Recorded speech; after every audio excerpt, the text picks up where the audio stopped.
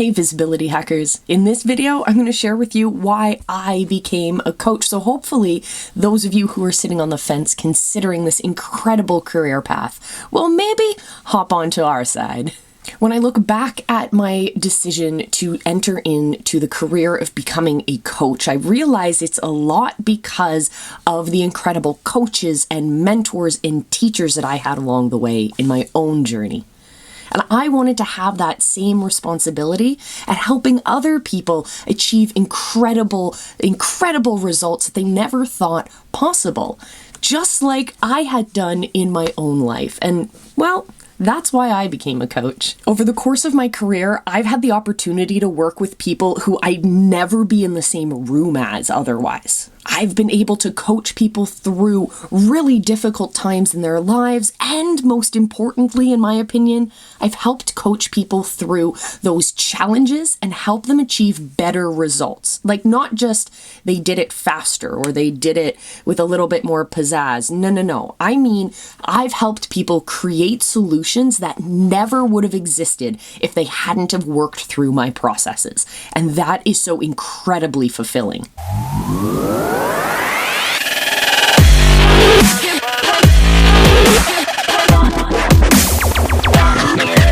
In this video, I'm going to share with you the truth behind coaching for success. And we're going to talk about the #1 business mistake that I see so many coaches doing, and I want you to avoid it entirely. And I'll share with you 2 proven methods that'll keep your people motivated. For all this and more, stay tuned. So if you're considering becoming a coach, one thing that you definitely have to do if you want to be successful, if you want to be successful for yourself in your own coaching business, but you also want to see incredible success for your clients and your people, you have to start relying on proven frameworks, strategies, and systems.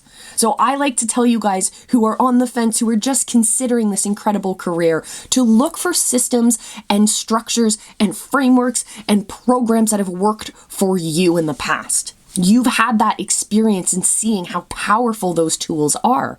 So why not further yourself down that path, learn, get certified in that program, and then start delivering it to others? And I am a firm believer in going through that certification process. Yes, I love Mr. Tony Robbins, but I cringe at the story he tells that he started doing his NLP stuff. So he went to the seminar. It was a multi-day seminar. After the first day, he was so charged up at how powerful the tools he was learning were that he decided he was just going to start changing people's lives right then and there before he actually got the full certification. And he got reprimanded for this, and I think he even got kicked out of the program altogether. Well, as much as I don't want you guys kicked out of programs, I want you to be mindful of the entire certification process. Make sure that you're following frameworks that work. That's the most important. We want results for our people, but we also want to make sure that we understand everything around the ethics of what we do, the morals and morality of what we do. We want to make sure that we are working within our scope as coaches. We don't want to push the boundaries a little too far, because that can get us into a lot of hot water. If we want great impact for our people, we need to rely heavily on those structures that work. So look for a program that works for you. Look for the results that you have been able to figure out over your career, and figure out what the patterns are. What are the frameworks that you can recreate for your people? I'm not saying that you have to go get certified in a program that already exists. I am saying that there are frameworks that help your people achieve that same replicable effect that you achieved in your life. Maybe someone else has put that framework together, or maybe you're going to do that work and put that framework together. But I want to know about your frameworks. Drop them down below. Let us know what you help your people achieve, or what are you interested in helping your people achieve. Better yet, maybe you've had an incredible coach, or you've worked through a program that really changed your view of the world. It helped you achieve results you never thought possible. If this is the case, I want to know in the comment section below. Let's celebrate what's working. Let's see what is out there. Now, the biggest business mistake that I see so many coaches making is so important. And okay, here's the thing. Most coaches, you're going to be Most coaches are very heart-centered. They want to help people. That's why they got into this career in the first place. They're people pleasers. They want to help people achieve these beautiful results. But they also have to learn all of the skills of being an entrepreneur, of running a business, of dealing with clients and invoices and email follow-ups and funnel builds and all of that kind of stuff as well. And so sometimes we get our heads too stuck on one side of that fence. On the one side, we have our heart-centered coaches who love to help people, and on the other side, we have that administrator brain who wants to get all the invoices paid. And so sometimes one of those will take over the other one and start to forget about the fundamentals of being a coach.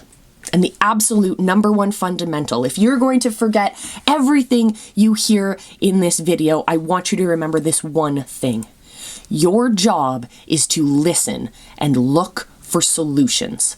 As both an entrepreneur and as a coach, those are your number one jobs. That is your number one job in both of those areas of your business. Look and listen to what your people are saying. What are the problems they're facing? What are the obstacles they have in their way? What are the limiting beliefs that they're placing upon themselves that are stopping them from reaching their full potential? Once you're able to tap into those problems your people are having, you put on that entrepreneurial brain and find a solution. Once you've found that solution, you put your coach's hat back on and you work them through that solution. It's all about listening first, looking for solutions, and then coaching people through those solutions.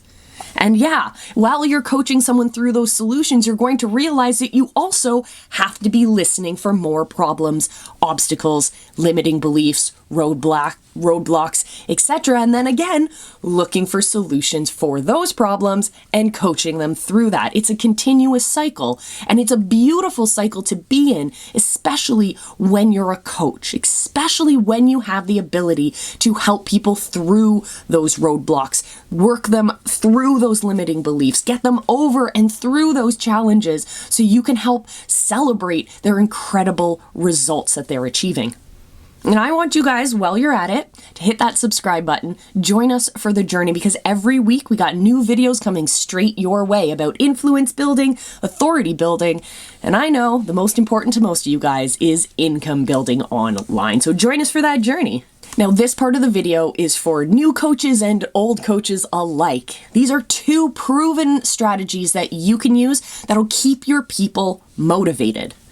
The first one asks a lot of you, the coach. It asks more of the coach than it does of the participant or the student in your program.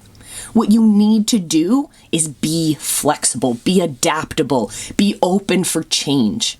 Yes, we work with frameworks, we work with systems, we work with a checklist, we work people through a process step by step. It can be very formulaic.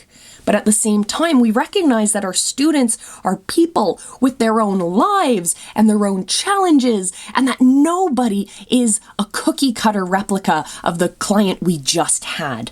So we always want to make sure that we are flexible and adaptable to change. This is why I personally love promoting live video for my coaches, because you get to interact with each other. You get to see your clients. You get to engage with them. You get to help them solve their problems on a regular basis.